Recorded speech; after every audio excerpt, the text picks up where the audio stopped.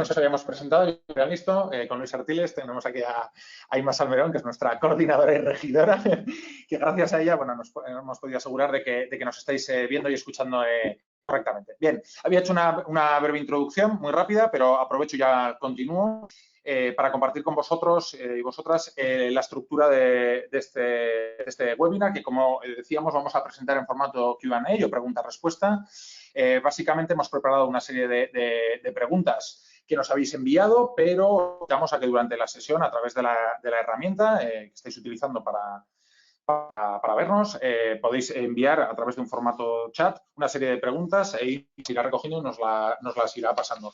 Es nuestro interés pues intentar contestar todas las que podamos. De alguna forma, pues bueno, iremos priorizando las que consideremos que puede ser de interés general, tanto respecto a las que ya hemos recibido como a las que nos enviéis. Evidentemente, por favor, os invitamos a que nos preguntas e intentaremos priorizarlas. Aprovecho ya para decir, lo repetiremos luego, que si alguna duda no queda satisfecha durante los 30 minutos que durará el webinar, pues os daría que nos contactéis por mail o hacer una llamada telefónica o incluso, ¿por qué no? Si tuviéramos mucho éxito, ¿verdad, Inma? Podríamos preparar una segunda sesión para abordar más preguntas, ¿de acuerdo?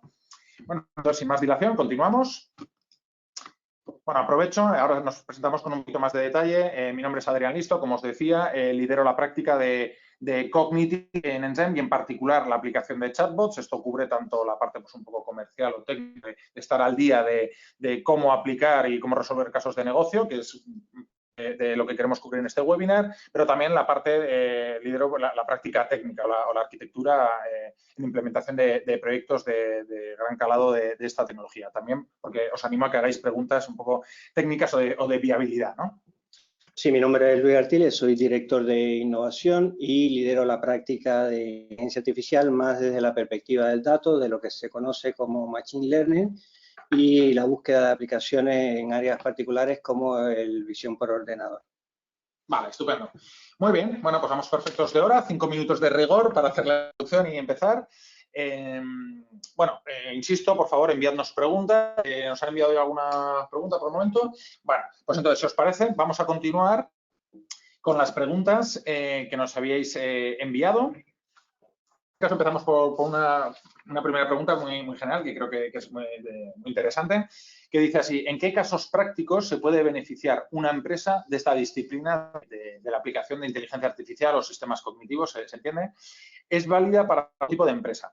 Bien, esto es una pregunta muy amplia. De hecho, hemos llegado a hacer como webinars o sesiones, ¿no? Seminarios de día entero para contestar, pero me voy a apoyar en una información que utilizamos mucho para introducir al mundillo del cognitive y de la inteligencia artificial, que es un poco orientarlo hacia qué se puede hacer hoy en día de verdad, ¿no? Que se pueda aplicar fácil y rápido. Básicamente, todo el offering o el portfolio de servicios de inteligencia artificial y cognitive que podéis consultar en la web, me refiero a grandes proveedores como IBM, Google, Amazon, Microsoft, etcétera, siempre se categoriza en 3 tipos de servicios o de aplicaciones. Todo lo que tiene que ver con tratamiento de diálogo, que esto viene a ser principalmente chatbots, clasificadores de emails, buscadores inteligentes que permiten hacer una especie de Google sobre los documentos corporativos de una empresa, análisis de sentimiento, análisis de personalidad, etcétera. O sea, este primer bloque finalmente lo que hace es analizar textos escritos en lenguaje humano, ¿vale? Y con esto, pues, hacer cosas, que ahora iremos ahí.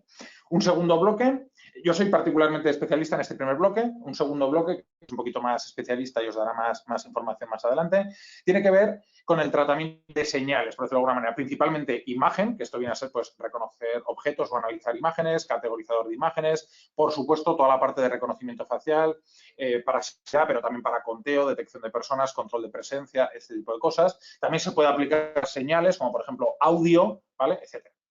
Y finalmente, el más tradicional, análisis de datos, que aquí es donde se originó el Machine Learning original y todo lo que conocí hasta hace no mucho como Business Analytics, Predictive, etcétera, que de alguna forma viene a analizar sobre datos en bruto, ¿vale? Vamos a pensar bases de datos, por simplificarlo muchísimo. Categorización, clusterización, análisis predictivo, etcétera. Entonces, a partir de aquí, la pregunta, pierdo el control.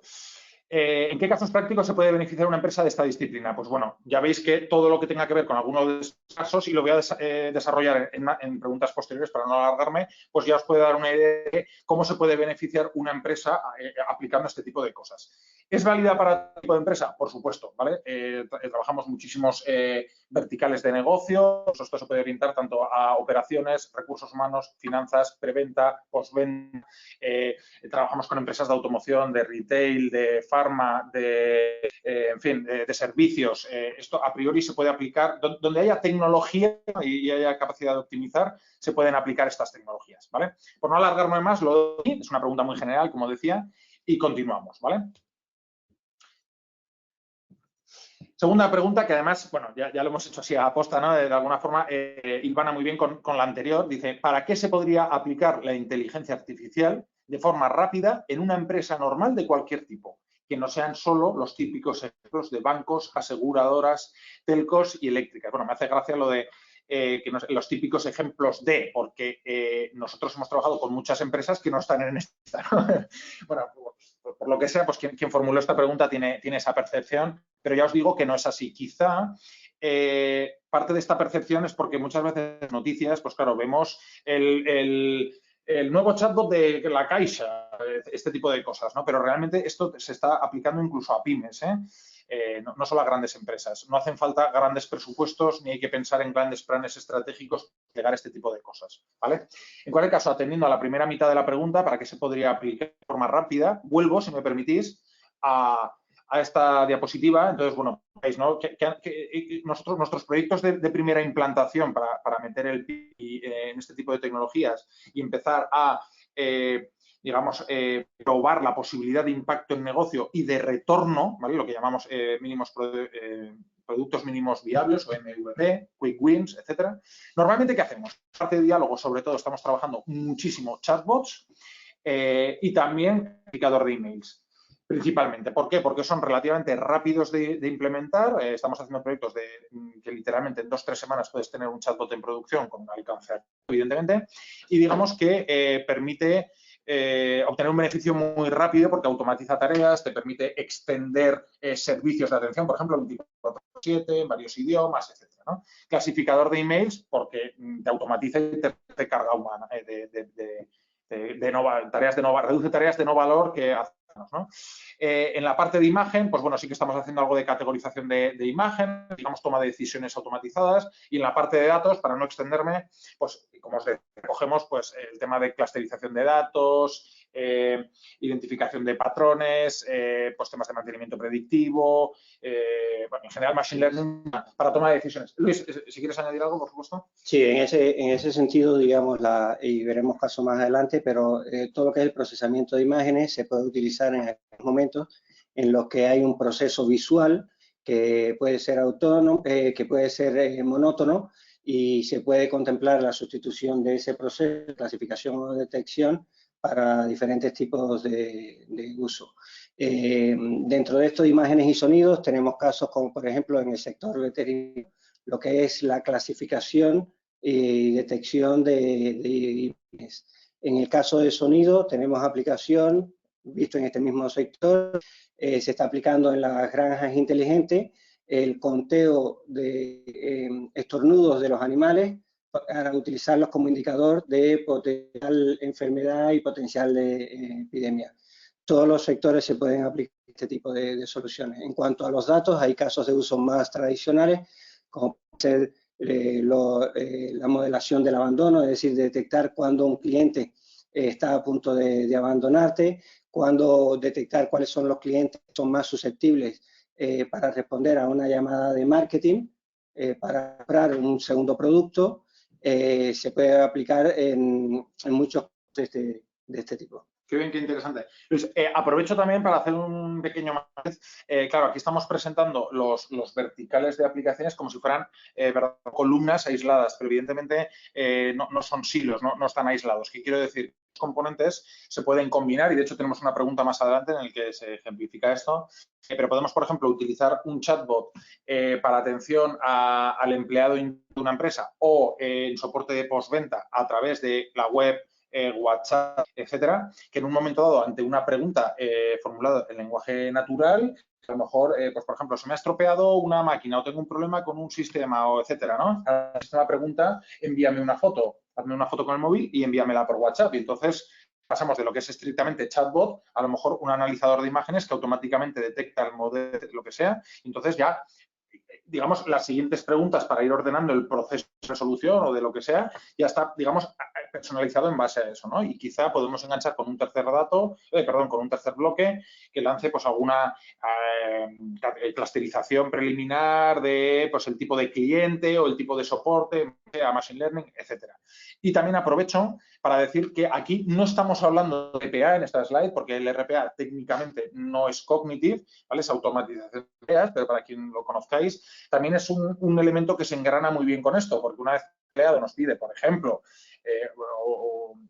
un cliente externo, pues está mi pedido, ¿no? Para un tracker que nos piden mucho, un empleado interno, cuántos días de vacaciones me quedan, reservarme una sala, este tipo de cosas. Yo, aparte de entender, luego internamente puedo lanzar una automatización que registra algo en el RP, envía mails a varios usuarios, coordina no sé qué y acaba confirmando. Sí, un poco para que se conozca el término, RPA viene de Robot Process Automation y viene a ser un proceso en que se sustituyen tareas manuales, sobre todo de edición sobre una pantalla, en la que se crean especies de macros que sustituyen el trabajo manual. Exacto, eso es.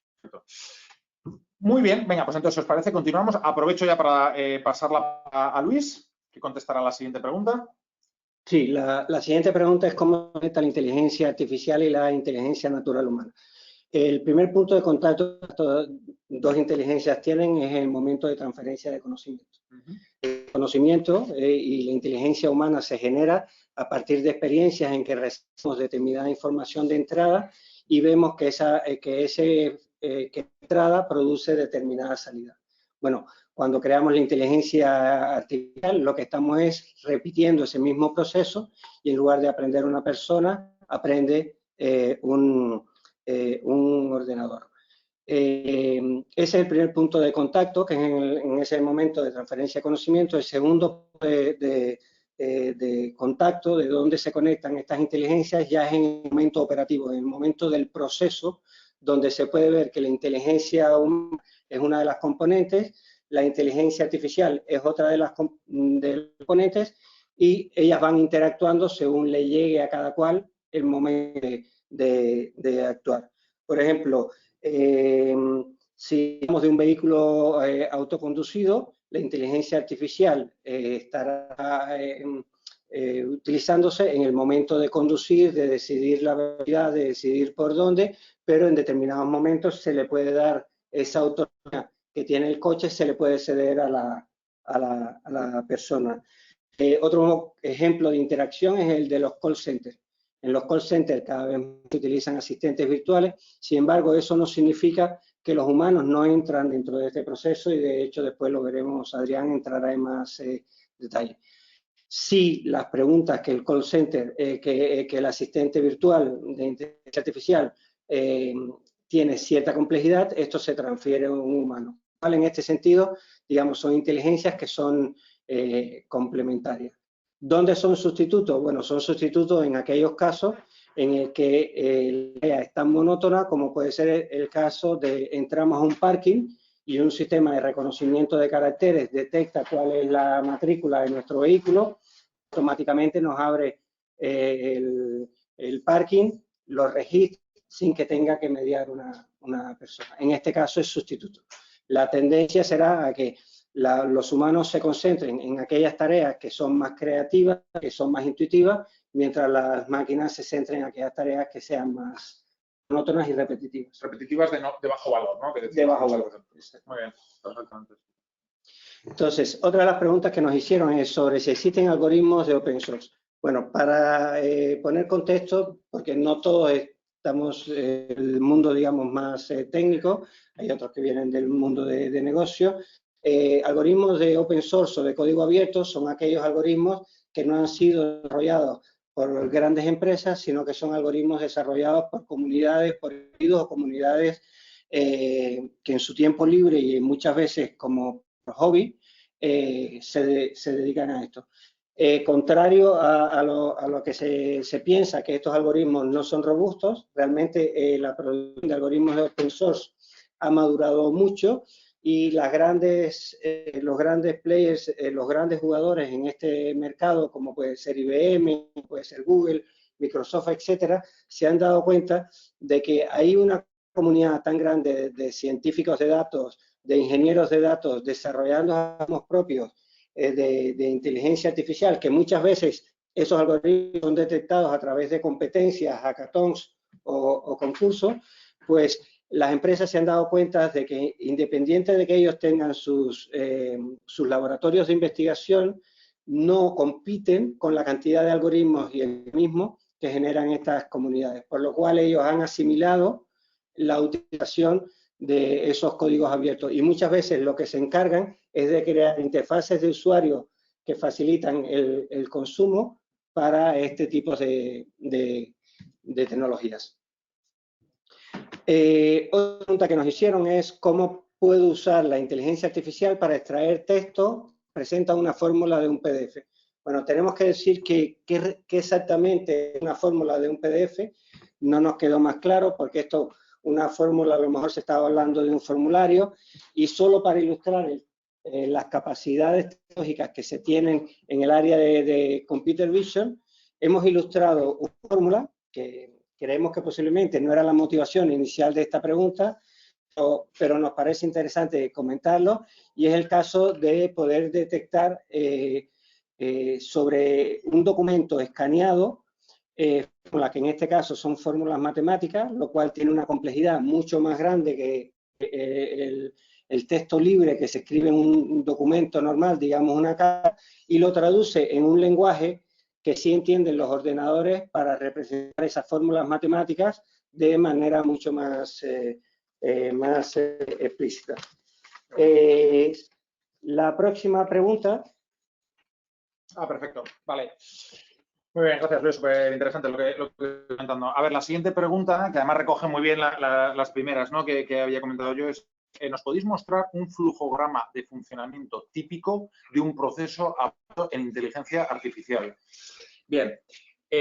Os he preparado aquí un diagrama muy conceptual a muy alto nivel, porque evidentemente el cómo aplicar, ¿no?, el aterrizar o implementar una aplicación de inteligencia artificial, que como hemos dicho, inteligencia artificial es un concepto, pero luego, claro, puede tener muchos componentes, ¿no?, que monten las máquinas. Puede tener muchas fotos, pero en general, como concepto, a mí me gusta mucho explicarlo. Si os dais cuenta, en general, una solución cognitiva expuesta a usuario que interactúe con el usuario y de alguna forma pues elabore datos o entregue algo, no deja de ser muy distinto al funcionamiento que tiene, por ejemplo, una aplicación móvil cualquiera con la que estéis familiarizados, como yo, banca móvil, por ejemplo, o cualquier aplicación web que utilicéis como Gmail, Facebook, etcétera, ¿vale? O incluso una página de noticias, ¿vale? El marca o lo que os guste, ¿no? Entonces, básicamente tenemos siempre tres capas. Por un lado, tenemos el frontend, o sea, la interfaz de usuario, lo que el usuario toca, que puede ser pues, esa página web, puede ser la aplicación móvil como WhatsApp, Slack, Facebook Messenger, puede ser, digamos, algo más técnico como una Raspberry o algún dispositivo, digamos así, semi-industrial, ¿no?, que esté instalado, por ejemplo, en un dispositivo como un juguete, en Google Home, etcétera, ¿vale? Esto es lo que el usuario utiliza. Esto se conecta con una capa intermedia, que sería el equivalente, ¿no?, pues a un servidor o un backend web, por decirlo de alguna manera, que permite preprocesar las señales o lo que el usuario nos envía. Por ejemplo, esto viene muy a mano de un chatbot, ¿no? El usuario pues nos escribe o habla con Siri, con Google Home, lo que sea, nos llega esa información y nosotros finalmente se escala o se eleva a lo que es propiamente el motor de inteligencia artificial. Esto básicamente en un contexto de chatbot donde hacemos tratamiento de lenguaje, pero podría ser tratamiento o análisis de imágenes, bueno, pues un componente aquí de tecnología cognitiva o de inteligencia artificial que devuelve, bueno, pues es una imagen de un perro o es una imagen de un gato o este aerogenerador con una probabilidad de más del 90% está rota y necesita mantenimiento, lo que sea. Y aquí a nivel intermedio pues nos podemos conectar con bases de datos, etcétera, y acabar de elaborar la respuesta final. Entonces, esto luego, pues a nivel de proceso, aquí podemos ganar varios componentes de imagen, de análisis de datos, etcétera, como hemos dicho antes, ¿de acuerdo? Antes de pasar a la siguiente pregunta, que creo que viene un poquito de la mano, habéis preguntado a través de la sesión, dice, uno de los padres de la inteligencia artificial dijo, la inteligencia artificial ni es inteligencia ni es artificial. ¿Qué podríamos decir para explicar a alguien que ha oído sobre la inteligencia artificial? Pues, sí, digamos, con respecto al tema de la inteligencia, en eso hay un gran debate. De hecho, se llama que la inteligencia artificial que se aplica hoy es lo que se llama la inteligencia artificial estrecha, y se habla de que para el año 2050 es que exista una inteligencia propiamente dicha. A día de hoy, ciertamente, todos los algoritmos que están desarrollados no llegan a ser de manera más eficiente, obviamente, pero especie de procesadores de reglas que en función de todas las estadísticas recomiendan y te dan un resultado o te dan otra. En ese sentido, digamos, no es la inteligencia actual que nosotros tenemos, en que tenemos muchos sensores, que todos esos sensores los procesamos y que hay un proceso de aprendizaje que es continuo. De hecho, de cara a los mismos sistemas de inteligencia artificial que se hacen público, a veces hay que revisarlos para, por ejemplo, confirmar que no están teniendo prejuicios, lo que se llaman sesgos, etcétera, etcétera. Entonces, estamos, por decir algo, 80-90% de acuerdo con esa afirmación, pero creemos que el futuro todavía nos puede sorprender mucho con respecto a lo que es el aprendizaje de un ente que no sea un humano. Sí. Bueno, esta respuesta técnicamente es perfecta, ¿no? Se nota aquí al doctor hablando. Yo haciendo una interpretación un poco más informal, ¿no?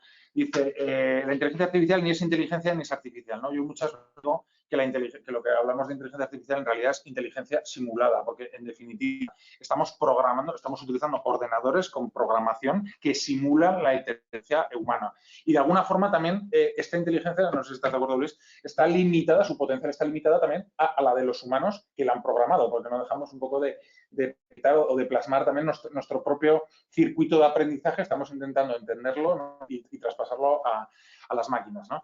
Es verdad que se dice que ahora se estrecha en cuanto a, ¿verdad? Corrígeme si me equivoco, a que solo corrige, hoy por hoy solo se puede aplicar a casos muy concretos, ¿no? Y se está trabajando para que sea más generalista, ¿no?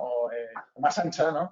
Un poco simular la inteligencia completa de un humano, ¿no? Sí, de hecho, el estado actual de los algoritmos de inteligencia artificial están dirigidos hacia la creación de verticales, de manera que se especializan en tareas muy específicas. Eso es. Bueno, yo creo que podemos pasar esta pregunta. Bueno, gracias, Luis. Está bien. Nos da hasta para filosofear, ¿eh? En estas. Sí, ¿cómo aplicar la inteligencia artificial a los procesos de auditoría interna? Bueno, primero depende de dónde se hace la auditoría. Yo quiero mencionar dos casos. Uno es en el caso de retail. En los retail ahí ocurre lo que son las ventas perdidas. Esas ventas perdidas pueden ser por problemas de manipulación en tema de los inventarios y puede ser por problemas de incluso de fraude o de robo en tiendas. Este es un área donde se está aplicando la inteligencia artificial para auditar precisamente cuando los registros no están. Pero existen algoritmos de hace 50 años que se aplicaban sobre datos de contabilidad porque el patrón en los que se escriben los números no es un patrón cualquiera, con lo cual cuando había un registro de contabilidad que la cantidad de cifras no eran las mismas, se podía decir que posiblemente había tenido manipulación humana. Muy bien, continuamos. La siguiente pregunta dice, ¿qué formación necesito para poder empezar a trabajar en proyectos con inteligencia artificial? ¿Qué cursos recomiendan? A ver, aquí nosotros en general no somos prescriptores como tal de formación directa. Más que dar un curso específico, voy a hacer un poco una reflexión de cómo abordaría yo esta aproximación, ¿no? A ver, yo entiendo que aquí hay varias capas, es decir, puede haber una aproximación puramente técnica, o sea, es decir, alguien que decide, yo quiero programar la siguiente generación de algoritmos, ese sería un enfoque. Otro sería pseudotécnico, digamos, de, vale, quiero aplicar o implementar inteligencia artificial, que sería la recomendación que yo aplicaría a alguien que, digamos, mancharse las manos, ¿no? Porque ahora mismo, pues, los grandes players, hablamos de IBM, de Google, de Amazon, de Microsoft, todos tienen una tecnología muy madura que además se está comoditizando. De hecho, nosotros vemos que hay una convergencia entre estas tecnologías. Muchos clientes nos dicen, oye, si hoy apuesto por Google y mañana apuesto por IBM, ¿voy a perder dinero? No, cada vez más modular y más fácil, ¿no? de intercambiar estas piezas. Entonces, yo animaría a aprender a implantar y configurar estas herramientas. Luego habría una tercera capa que creo que probablemente será más interesante y es alguien con un perfil un poquito más de negocio, o sea, alguien que quiera liderar este tipo de prácticas o de iniciativas en su empresa. Claro, ¿cómo me puedo formar inteligencia artificial? Aquí yo lo orientaría no tanto a la parte técnica o de implementación, sino a la de cómo aplicar la inteligencia artificial en la empresa. Y eso, pues yo animaría a buscar cursos, webinars nosotros mismos. Por ejemplo, el webinar es un caso práctico. Tenemos blogs, ebooks. En general, hoy por hoy en YouTube hay muchísima información y muchísimos foros de directivos que están trabajando esto, ¿no? Porque realmente estamos en la década de inyectar inteligencia artificial en las empresas, en la vida diaria, en los móviles, etcétera, ¿no? Vale, con respecto al tema de Computer Vision, nos hacen la siguiente pregunta: ¿cuáles son los casos, tipos de problemas en que puede aplicar la visión por ordenador? Bueno, hay dos grandes grupos de aplicación por ordenador. Uno es el grupo de soluciones aplicadas sobre imágenes y otro es el grupo de soluciones y algoritmos aplicados sobre vídeo. Sobre imágenes tenemos el reconocimiento de caracteres, es el primer tipo de uso. El segundo tipo de uso es detección de objetos. Se quiere, por ejemplo, detectar dónde están las señales para el coche autoconducido, dónde están las señales de tráfico. Ese sería detección de objetos. La parte de segmentación sería el tipo de algoritmo que dice dónde está la carretera. Y el tercer tipo el cuarto tipo, que es el que llamamos clasificación, es el tema que dice qué tipo de objeto estoy viendo. Esto es un perro, es una persona, esto es un árbol, etc. Con respecto al vídeo, aparecen los mismos tipos de problemas, no lo voy a repetir. El único que sí es interesante, que se está utilizando, desarrollando mucho en los últimos tiempos, es a través de un vídeo. Hay algoritmos que permiten, por ejemplo, un vídeo de YouTube, permiten procesar ese vídeo y hacer un resumen diciendo, este vídeo se trata sobre esto, esto y esto, y hacerte una especie de resumen de lo que trata. Muy bien. Pues, a veces yo creo que es ya la hora. Pues han quedado algunas preguntitas súper interesantes en el tintero. En cualquier caso, os agradecemos a todos por conectaros. Gracias, Luis, por tu participación, a Inma por su soporte inestimable, como siempre. Esperamos que este webinar os haya parecido muy, muy interesante. Os enviaremos una encuesta, por favor, para que nos ayudéis a mejorar. Os invitamos a visitar nuestro blog, como decía antes, si os queréis formar y saber más ideas y estar un poco pendientes de otros webinars o eventos que formalizamos o que impartimos.